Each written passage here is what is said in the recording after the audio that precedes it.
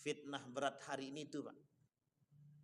Jadi cara meruntuhkan umat Islam itu lewat ini yang paling berat sekarang. Makanya disebut dengan media-media hari ini kalau yang tidak sejalan dengan agama, media dajjal namanya. Dan tujuan guna media untuk memfitnah orang. Ada salah satu video channel itu yang kerjaannya tukang fitnah aja. Dia adu dombanya antara satu ustadz dengan ustadz yang lain. Nah, itu ada, memang kerjaan begitu, cari piti. Nah, jadi Bapak Ibu sekarang ini TikTok, Instagram, Facebook, YouTube itu kalau tidak digunakan pada jalan yang benar, kelak besok menjadi pertanggungjawaban di akhirat yang paling berat. Si Fulan bin Fulan, Anda yang punya channel YouTube ini? Iya. Tapi kok channel YouTube Anda tukang adu domba? Memang itu kerjaannya. Apa tujuannya? Cari piti gitu. Dikasih Allah Pak duit itu dikasih. Dikasih. Hari ini Bapak Ibu buat channel YouTube atau apapun akunnya, Instagram kah, TikTok kah, Facebook kah, tapi tujuannya memfitnah orang paling cepat. Apalagi yang Anda fitnah itu orang-orang mohon maaf seperti Ustadz Abdul Somad, Ustadz Adi Hidayat, Habib Rizik dan AA Gim. Buat aja di situ berita-berita yang agak fenomenal gitu, itu langsung naik itu Pak. Besoknya akun Bapak yang baru itu bisa langsung 500 itu. Itu kalau udah 1000 bisa menghasilkan duit itu. Betul Bang? Nah, ini tanya sama mereka-mereka yang punya channel.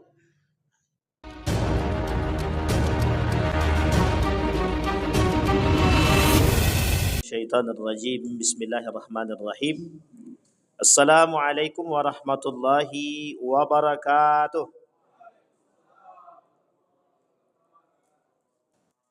Alhamdulillahi rabbil alamin. Alhamdulillahilladzi hadana li hadza wa ma kunna linahtadiya laula an hadanallah. Asyhadu an la ilaha illallah wahdahu la syarika lah wa asyhadu anna Muhammadan abduhu wa rasuluh la nabiyya ba'd. Allahumma salli wa sallim wa barik ala hadzal nabiyil karim. Allahumma salli ala Muhammad wa ala ali Muhammad fil alamin innaka Hamidum Majid. Ya ayuhan nasu taqu rabbakumul ladzi khalaqakum min nafsin wahidah wa khalaqa minha zawjaha wa batha minhuma rijalan katsiran wa nisaa wattaqullaha alladzi tasaaluna bihi wal arham innallaha kana 'alaikum raqibah. Puji syukur kehadirat Allah atas limpahan rahmat dengan mengucapkan alhamdulillahirabbil alamin. Bersalawat kepada Nabi dengan mengucapkan Allahumma salli ala Muhammad wa ala ali Muhammad fil alamin innaka Hamidum Majid. Kita ucapkan barakallahu fikum. Kita ucapkan semoga Allah memberikan keberkahan kepada kita semua, terutama bagi Bapak Ibu yang berpuasa, yang masih berpuasa Syawal, insyaallah mudah-mudahan keberkahan Ramadan dan keberkahan Syawal Allah berikan kepada hamba-hamba yang dicintai oleh Allah. Amin ya rabbal. Insyaallah kita semua husnul khatimah. Amin ya rabbal alamin. Baik Bapak Ibu sekalian yang berbahagia, bagaimana kabar, sehat semua? Alhamdulillah. Masih pengen ketemu dengan Ramadan? Masya Allah. Ada hadis tapi dhaif, tapi sebagian ulama bilang hadis ini tidak dhaif. Ini tidak hadis gitu. Tapi sebagian lagi bilang hadis. Lau ya'lamu ummati ma fi Ramadan la takuna as-sanatu kulluha Ramadan. Kalau umatku tahu apa yang mereka dapatkan di dalam Ramadan, mereka akan berharap dalam doa mereka semua bulan itu Ramadan. Sebagian ulama bilang hadis ini dhaif, sebagian ulama bilang hadis ini palsu. Dan sebagian yang lain mengatakan bahwa hadis ini mungkar, tertolak. Tapi apapun itu, baik dia mungkar, palsu dan lain sebagainya, setidaknya kita merasakan keberkahan puasa Ramadan. Masalahnya nanti apakah itu hadisnya itu tertolak dan lain sebagainya, kita hanya melihat bahwa di dalam Ramadan itu betul-betul adanya keberkahan yang Allah tampakkan.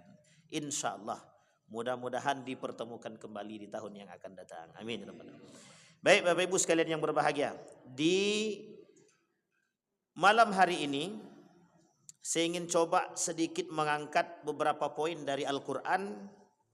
Kita akan coba bukan mengkuliti, mengambil satu kalimat di dalam Al-Quran yang kita akan lihat dari ayat-ayatnya itu dengan makna-makna yang berbeda. Oleh para ulama ini disebut dengan kajian lafzul Quran. Nah, tapi malam hari ini kita tak sampai pada derajat itu sih, kita ingin petik saja kalimat-kalimat tersebut. Di dalam Al-Quran itu ada kalimat tentang fitnah. Judulnya, nama kalimatnya fitnatun. Apa namanya Bapak Ibu? Fitnah. Jangan dipahami dulu fitnah itu seperti yang ada dalam benaknya Bapak Ibu. Nah, karena di dalam Al-Quran kalimat fitnah ini maknanya banyak. Nanti mana yang sesuai dengan kita? Kita lihat nanti. Allah berkata di dalam Al-Quran, وَقَاتِلُوهُمْ hatta la takuna fitnah. Bunuhlah mereka. Jangan sampai mereka itu jadi fitnah. Makna fitnah di sini artinya berbeda dengan makna yang kita sebut. Di dalam ayat yang lain Allah bilang begini, kata Allah, "Falyahdharil ladzina yukhalifuna an amrih an tusibahum fitnatan." Dengan makna yang lain nanti kita rincikan. Dari sekian banyak ayat Al-Quran tentang fitnah, pertanyaannya apa yang disebut dengan fitnah? Allah baginda Nabi Muhammad SAW melafazkan satu doa yang sangat populer. Allahumma inni a'udzubika min azabi jahannam wa azabil qabr wa min fitnati al-mahya wa min fitnati al-mamat wa min fitnati masihid. Itu ada berapa banyak kalimatnya? Satu, azab jahannam. Ya Allah, jauhkan kami dari azab jahannam. Ini sering-sering minta Pak, kalau bisa setiap sholat itu. Jadi gini, di tahiyat terakhir itu sebelum salam itu doanya itu. Nah, itu doanya itu dalam hadis yang sahih itu doanya itu. Doanya itu adalah ya Allah, jauhkan kami dari azab jahannam, azab kubur, fitnatil mahya wal mamat wa fitnati masihid dajjal. Ada 5 di situ doanya. 1, dijauhkan dari azab jahannam. Itu Allah sebut di dalam Al-Quran surat Al-Furqan. Kata Allah di dalam Al-Quran itu, dalam surat Al-Furqan itu, wa ibadur rahman alladzina yamshuna 'alal ardi hauna wa idza khatabahumul jahiluna qalu sama walladzina yaquluna rabbana isrif 'anna 'adzaba jahannam inna 'adzabaha kana gharama. Kata Allah dalam Al-Quran, ya Allah, hai Muhammad, berdoalah kalian seperti ini. Ya Allah, jauhkan kami dari azabnya neraka jahanam. Sesungguhnya azab neraka jahanam itu pedihnya bukan main. Nah, itu dia. Jadi jangan pernah membayang. Tapi insya Allah yang hadir nih haram neraka jahanam untuk membakar jasad Bapak Ibu semua. Amin. Insya Allah. Ini kelihatan wajah-wajahnya yang insya Allah matinya mati syahid.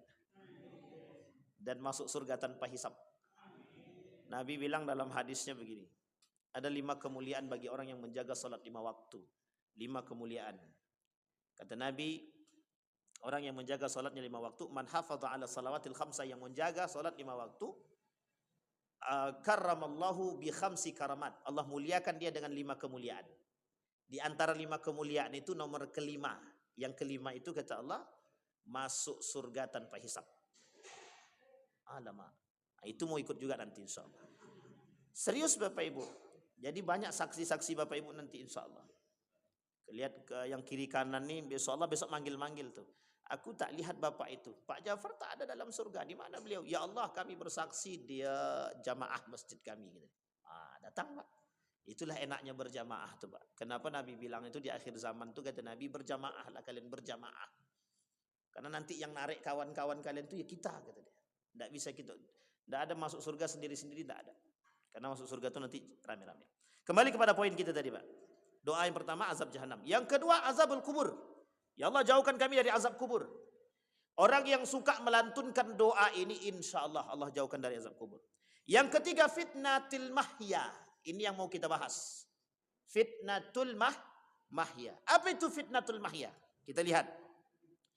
Di dalam Al-Quran setidaknya ada 5, bahkan ada 10, bahkan 11 makna fitnah di dalam Al-Quran. Kita tak bahas semua, yang bisa kita bahas saja. Di dalam Al-Quran ada 11 makna tentang fitnah. Yang pertama maknanya adalah asyirik. Wa qatiluhum hatta la takuna fitnatun. Bunuh orang-orang kafir itu, kalau enggak nanti kita yang ikut kafir, kata dia. Tapi ini tak berlaku sekarang. Tak berlaku sekarang. Oh ya, ada orang kafir samping rumah kami, Ustaz, berarti kami bunuh juga. Enggak. Itu jangan salah paham dulu. Kafir itu ada banyak macamnya. Ada kafir zimmi, ada kafir harbi, ada kafir yang boleh diperangi, ada kafir tak boleh diperangi. Nah, jadi kayak Nabi setelah melakukan penaklukan kota Makkah itu, Fathu Makkah, dalam perangnya itu, selesai Fathu Makkah itu, kunci Ka'bah diberikan oleh Nabi kepada orang Yahudi. Karena turun-temurun pemegang kunci Ka'bah itu orang Yahudi. Setelah orang Yahudi melakukan masalah, diusir sama Nabi dari dua tanah suci, Mekah dan Madinah, barulah kemudian kunci Ka'bah itu diberikan kepada orang Muslim dan turunan Quraisy.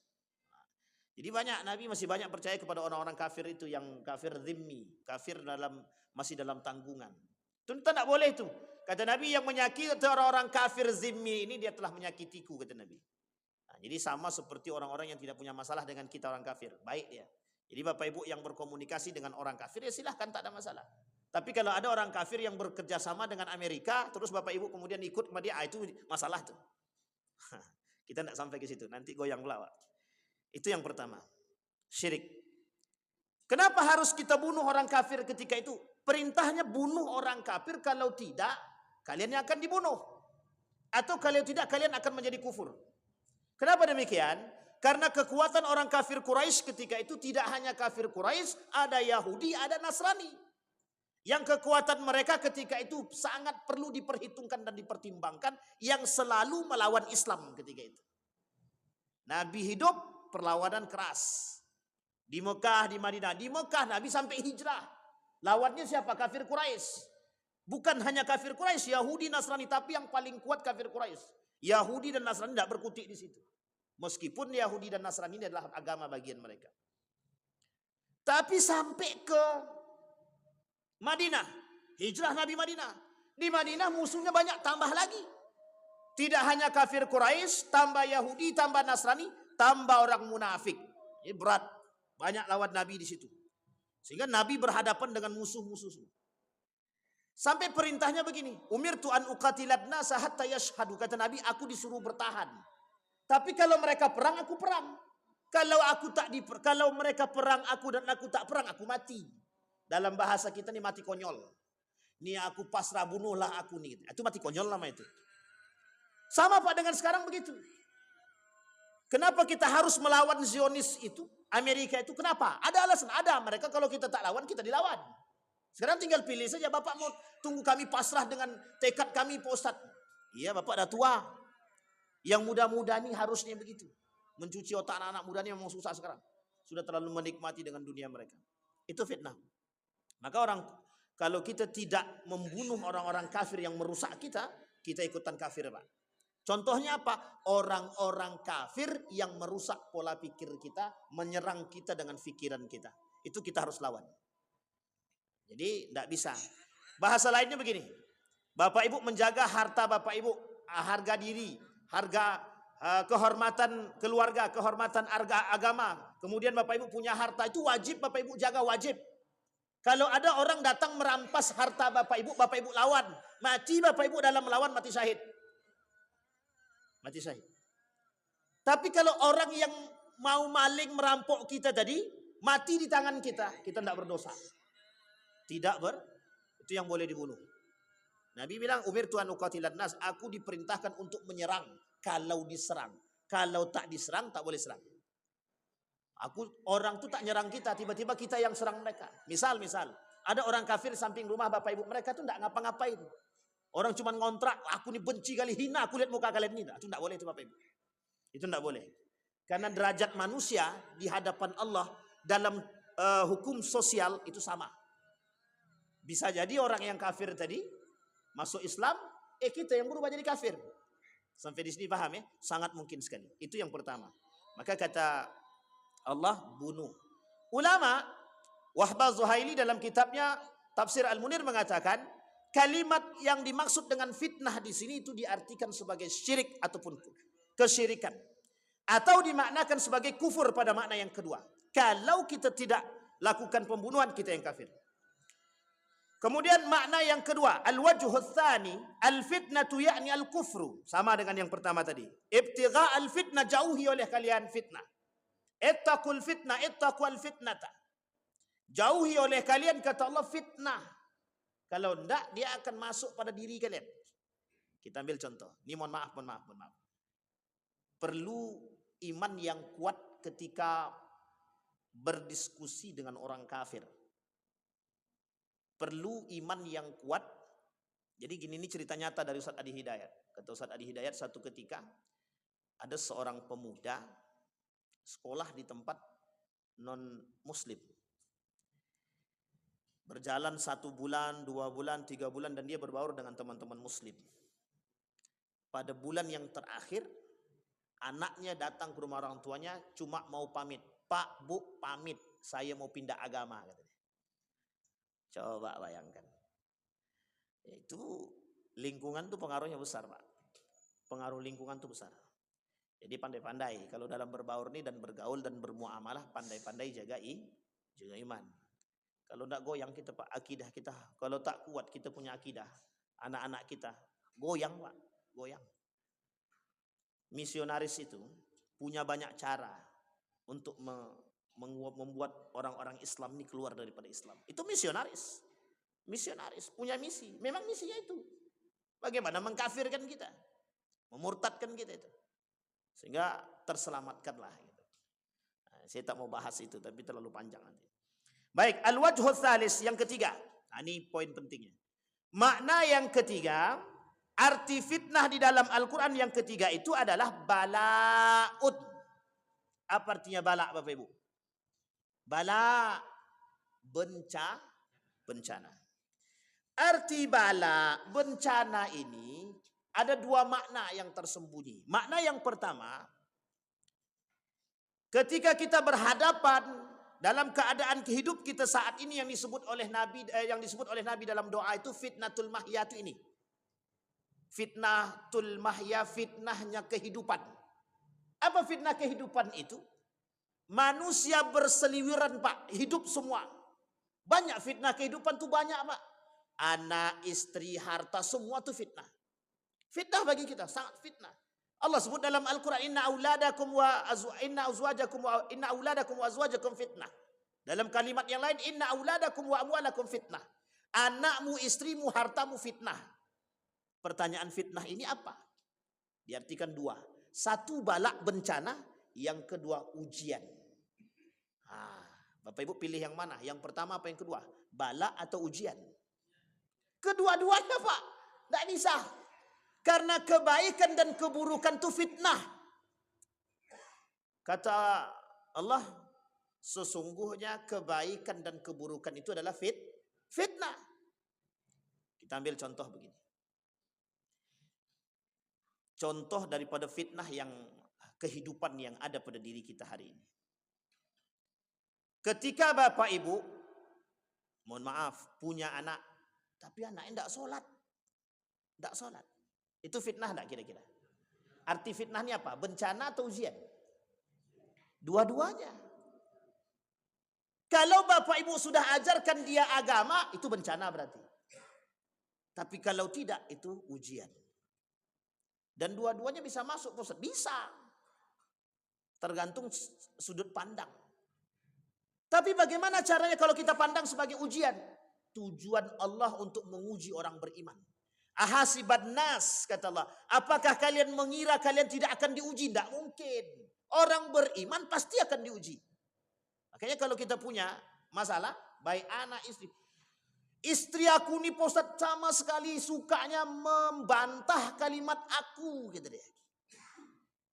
Begitu juga sebaliknya. Ustadz, kata istrinya, suami aku nih malas sekali kerja, Ustadz. Itu kan ujian semua itu, Pak.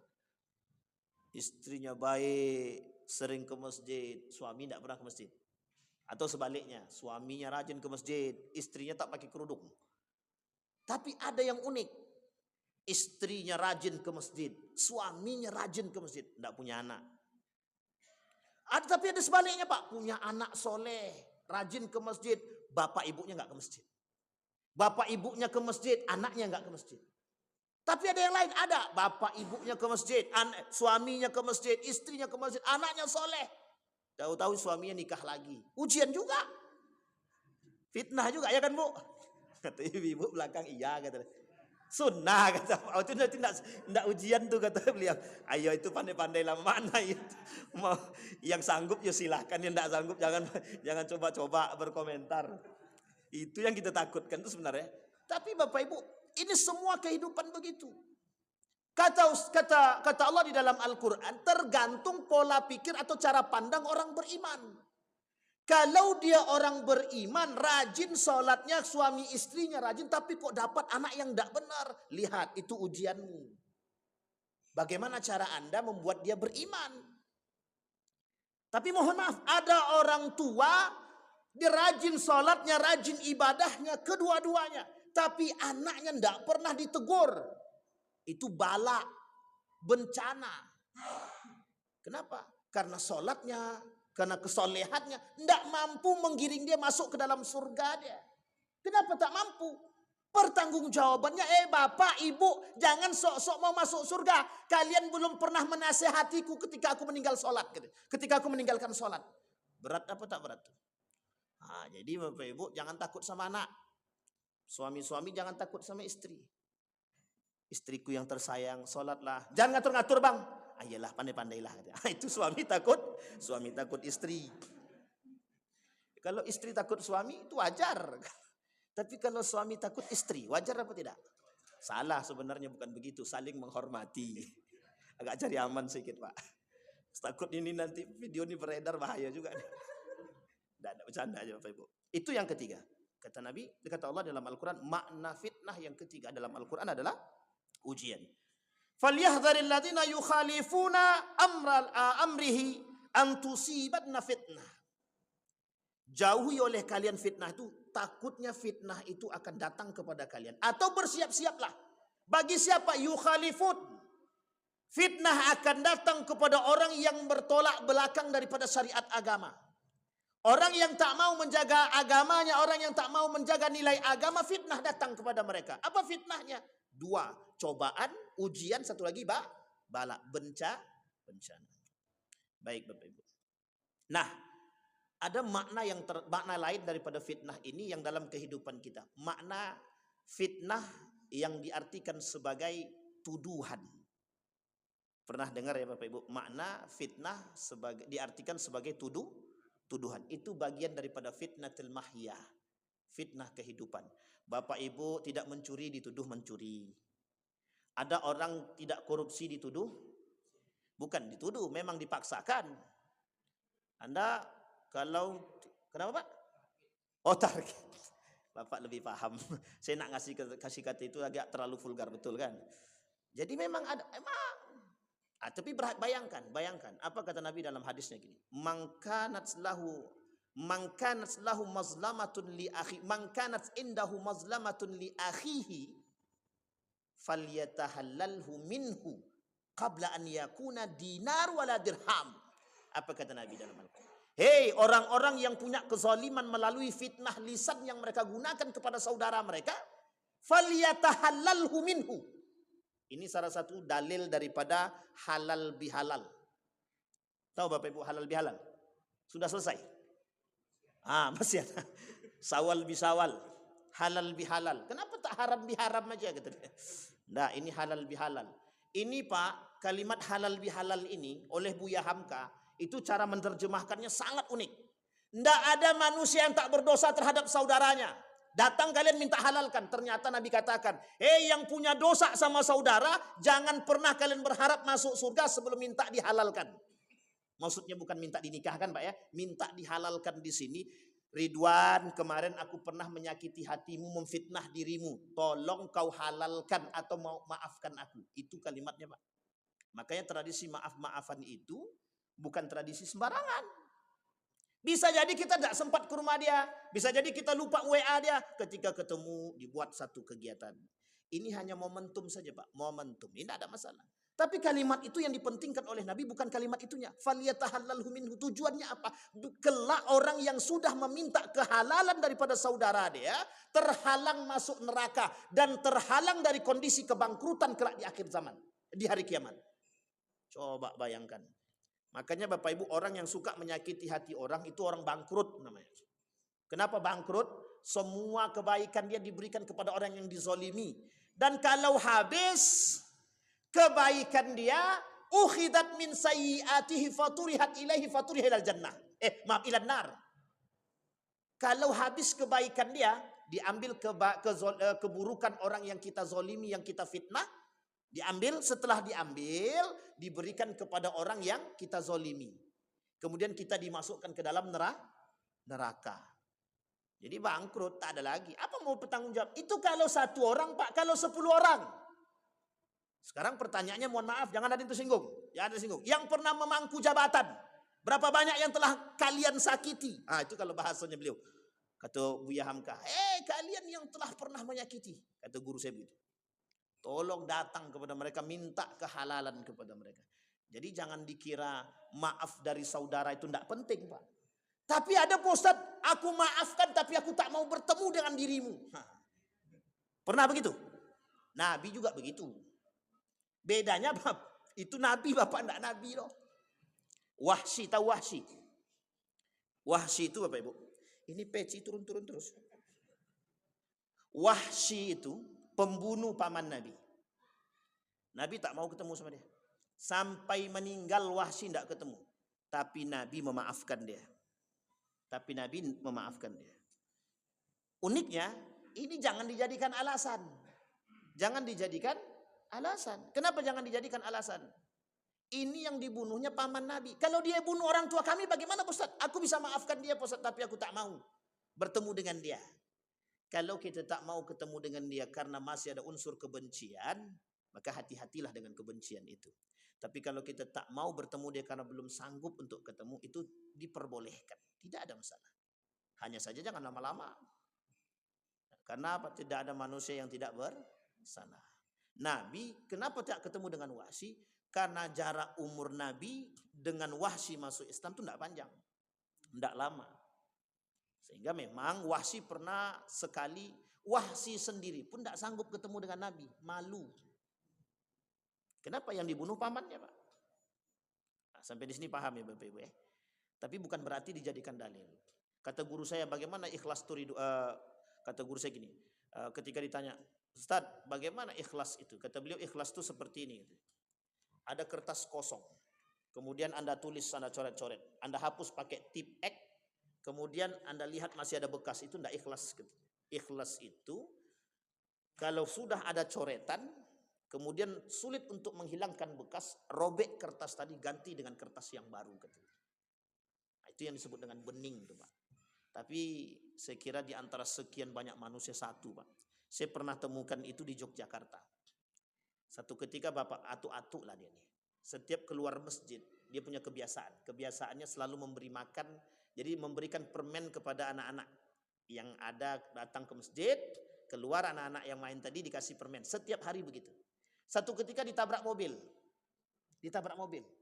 Mungkin tak terlalu kencang tabrakannya, Pak. Bangun dari tabrakan tersebut, dia langsung berdiri, dia cari orang yang nabrak tadi. Apa dia kata? Kalau bahasa gini, Entan, bagaimana kabar Muntan gitu. Maksudnya gimana kabarnya? Aman atau tak aman? Dia yang ditabrak, dia yang nanya kondisi orang.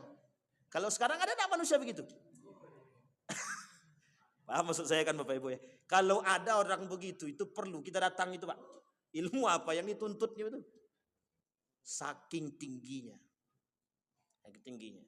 Maka kata guru kami itu, belajar syariat itu tidak akan, orang yang belajar fikih, belajar syariat, itu tidak akan melembutkan hati. Sulit untuk melembutkan hati. Maka butuh namanya tazkiyatun nufus, dari ilmu tasawuf, kesufian itu, untuk bisa melembutkan hati. Namanya ilmu hati. Berat, Pak, kalau orang dah tahu hukum, wah itu, apalagi kalau orang tahu dia di mana celah, makin jadi itu, Pak. Makin dibuatnya celah tuh. Nah, ini susahnya melembutkan hati. Maka kata orang berilmu, kata orang alim, kata orang pintar itu begini, kata orang alim itu, Seorang hakim pernah berkata begini, hakim di sini disebut dengan seorang orang alim. Apa kata beliau? Hati itu adalah musuh terberat bagi setiap orang. Kalau dia tidak bisa menundukkan hati dia. Karena ketika hati itu berada di atas, itu aman dia. Tapi kalau yang di atas itu nafsu dia, habis dia. Habis. Oke, perlu belajar tasawuf itu dari sampai kapanpun belajar ilmu tasawuf, apalagi di akhir zaman, Pak. Di akhir zaman ilmu tasawuf itu penting. Sangat penting sekali untuk menundukkan itu. Tapi nanti banyak yang tak mau jihad, Ustaz. Itu masalah juga tuh. Jadi harus imbang. Ilmu jihad, ilmu tasawuf harus imbang. Kenapa begitu? Hati yang suci dan bersih itu juga bisa dijadikan satu senjata untuk menjadi seorang ahli mujahidin. Nah, ini penting Bapak Ibu. Baik, itu yang ketiga. Jadi maknanya adalah selain daripada bala, selain daripada ujian, ada makna yang lain, cobaan, kemudian bencana, kemudian makna tuduhan. Nah, Bapak Ibu sekalian yang berbahagia, keselamatan seseorang itu kan pada lisan. Saya ingin sampaikan poin ini Bapak Ibu. Hari ini fitnah terberat kita itu adalah lisan. Fitnah terberat kita adalah lisan. Saya tidak tahu Bapak Ibu bagaimana kondisi Bapak Ibu semua ini. Apakah kuat dengan keimanan bertahan dengan lisan dia atau tidak, kita tidak tahu. Ada orang yang dengan lisan dia bisa memfitnah siapapun dan menuduh siapapun tanpa ada sebab. Maka tidak salah Bapak Ibu ketika ada orang yang ibadahnya rajin tapi lisannya tak terjaga. Itu ada. Ada Bu. Kok ibu-ibu yang kuat bilang ada? Ini pengalaman. Dan tidak pengamalan. Nauzubillahimin. Ada. Tapi Bapak Ibu itu skalanya kecil saja. Skala kecil. Skala kecil tapi dampaknya besar. Tapi perhatikan sekarang. Bagaimana kalau media-media yang di depan ini pandai memanipulasi? Bagaimana kalau media-media ini bisa memanipulasi? Kira-kira yang mendengarkan banyak apa sedikit? Misal. Bisa enggak saya katakan? Ini contoh ya. Ini kalau dipotong bahaya juga nih. Contohnya begini. Saya bilang Pak Ja'far itu Syiah. Misal saya bilang, atau Pak Ja'far belakang ini. Kalau yang cuma di dalam masjid ini yang mendengar, itu tinggal maju saya ke depan dan saya klarifikasi. Pak Ja'far tidak Syiah. Selesai atau tidak? Sekarang pertanyaan bagaimana klarifikasi dengan begini. Yang nonton misal 2000. Ya kalau orangnya yang nonton besok sama. Kalau orangnya nonton beda? Coba bayangkan. Fitnah berat hari ini itu Pak. Jadi cara meruntuhkan umat Islam itu lewat ini yang paling berat sekarang. Makanya disebut dengan media-media hari ini kalau yang tidak sejalan dengan agama media dajjal namanya. Dan tujuan guna media untuk memfitnah orang. Ada salah satu video channel itu yang kerjaannya tukang fitnah aja. Dia adu dombanya antara satu ustadz dengan ustadz yang lain. Nah, itu ada, memang kerjaan begitu, cari piti. Nah, jadi Bapak Ibu sekarang ini TikTok, Instagram, Facebook, YouTube itu kalau tidak digunakan pada jalan yang benar, kelak besok menjadi pertanggungjawaban di akhirat yang paling berat. Si Fulan bin Fulan, Anda yang punya channel YouTube ini? Iya. Tapi kok channel YouTube Anda tukang adu domba? Memang itu kerjaannya. Apa tujuannya? Cari PT gitu. Dikasih Allah Pak duit itu dikasih. Dikasih. Hari ini Bapak Ibu buat channel YouTube atau apapun akunnya, Instagram kah, TikTok kah, Facebook kah, tapi tujuannya memfitnah orang paling cepat. Apalagi yang Anda fitnah itu orang-orang mohon maaf seperti Ustadz Abdul Somad, Ustadz Adi Hidayat, Habib Rizik dan AA Gim. Buat aja di situ berita-berita yang agak fenomenal gitu, itu langsung naik itu Pak. Besoknya akun Bapak yang baru itu bisa langsung 500 itu. Itu kalau udah 1000 bisa menghasilkan duit itu. Betul Bang? Nah, ini tanya sama mereka yang punya channel. Kalau sudah ada, memang itu tujuannya Pak. Kalau kita tak pandai menggunakan, jadi fitnah tuduhan terbesar hari ini menggunakan media lebih cepat. Itu sekarang. Bayangkan ketika dahulu keberhasilan Amerika memanipulasi dunia dengan media cetak. Coba. Itulah yang dilakukan oleh Yahudi hari ini dan Israel untuk memanipulasi dunia. Coba bayangkan, sudah tertipu belum kita nih? Sudah. Kita nih manusia yang tertipu Siapa yang menipu kita? Israel dan Yahudi. Dari mana sekian banyak, Pak? Baik filmnya, pendidikannya, makanannya, kesehatannya, semuanya, Pak. Kita ditipu. Media. Waktu itu belum seperti ini medianya, Pak. Media cetak. Orang tua kita beramai-ramai baca berita, Pak, koran yang tertempel. Oh, dalam berita ini begini-begini. Buya Hamka ini ternyata suka mengkritik pemerintah. Bagus, jebloskan dalam penjara. Dia tak tahu kebenarannya, Pak. Lewat media. Sekarang saya tanya, sebagian besar mata orang melihat Buya Hamka salah atau betul? Ada enggak yang pandang Buya Hamka salah? Ada enggak yang pandang Buya Hamka benar? Coba bayangkan. Hanya karena media. Apa pernah Bapak Ibu lihat Buya Hamka masuk penjara? Kan tidak. Tapi bagaimana berita yang tersebar? Begitu, iya sama. Kartosuwiryo. Kita tahu bahwa Kartosuwiryo itu pendiri DII. Daulah Islam Indonesia. Atau bahasa lainnya Negara Islam Indonesia lah. Tapi pernahkah kita tahu siapa Kartosuwiryo itu? Harus, Pak. Begitulah. Maka yang berkata Nabi dalam hadisnya itu, di akhir zaman itu berilmu itu tidak penting. Yang paling baik di akhir zaman itu mengamalkan.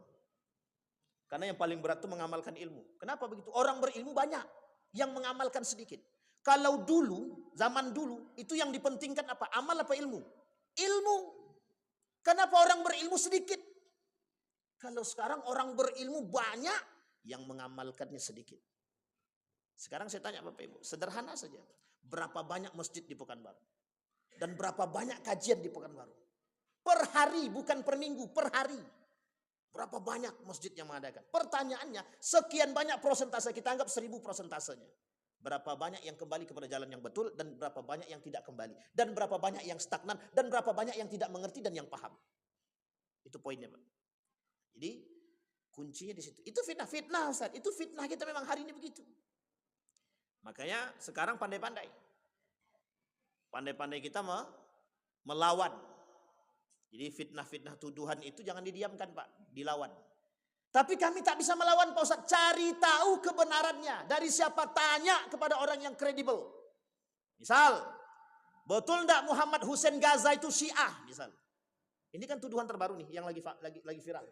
Dituduh bahwa Muhammad Hussein Gaza yang ikut menyuarakan tentang Gaza itu dituduh Syiah.